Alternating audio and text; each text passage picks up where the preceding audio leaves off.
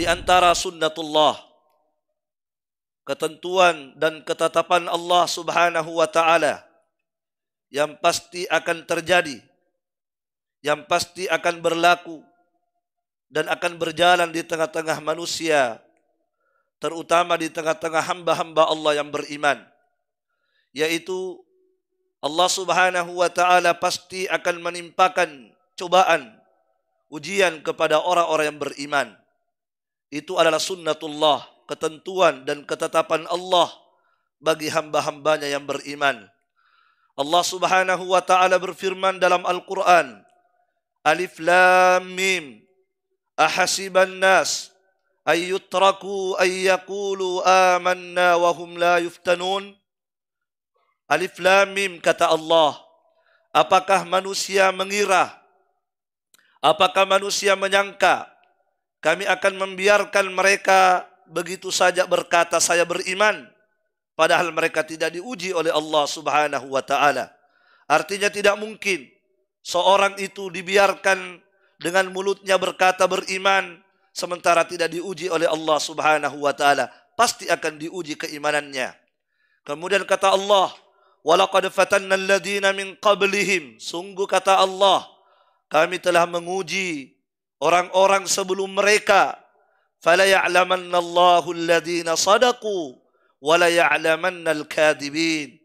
Maka dengan ujian-ujian yang Allah berikan itu, diketahuilah, nampaklah siapa yang jujur dengan keimanannya, siapa yang benar dengan ucapannya, dan dengan ujian itu diketahui pula siapa yang dusta dengan ucapannya. Jamaah sekalian rahimani wa rahimakumullah. Bahkan Allah Subhanahu wa taala menyebutkan dalam Al-Qur'an, di antara syarat untuk masuk ke dalam syurga Allah Subhanahu wa taala itu harus melewati ujian-ujian Allah Subhanahu wa taala. Kata Allah Subhanahu wa taala, am hasibatum an tadkhulul jannah walamma ya'tikum mathalul ladzina khalau min qablikum massathumul ba'sa wad-dharra وزلزلوا حتى يقول الرسول والذين آمنوا معه متى نصر الله ألا إن نصر الله قريب.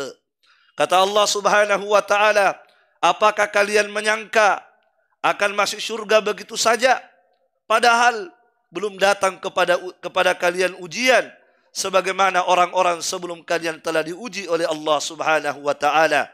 Masatuhumul ba'sa, orang-orang sebelum kalian telah diuji oleh Allah Subhanahu wa taala dengan al-ba'sa, dengan kemelaratan, dengan kemiskinan, dengan kesulitan hidup.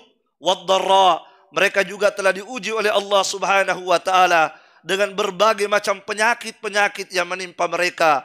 Wazulzilu, dan mereka telah digoncang oleh Allah dengan goncangan yang hebat, dengan ujian yang dahsyat. Begitu dahsyat ujian yang menimpa orang-orang sebelum kita, sampai-sampai Rasulnya dan orang-orang yang beriman bersamanya berkata, mata nasrullah, kapan pertolongan Allah akan datang? Ala, ketahuilah, kata Allah, inna nasrallahi qarib, sesungguhnya pertolongan Allah itu sangat-sangat dekat.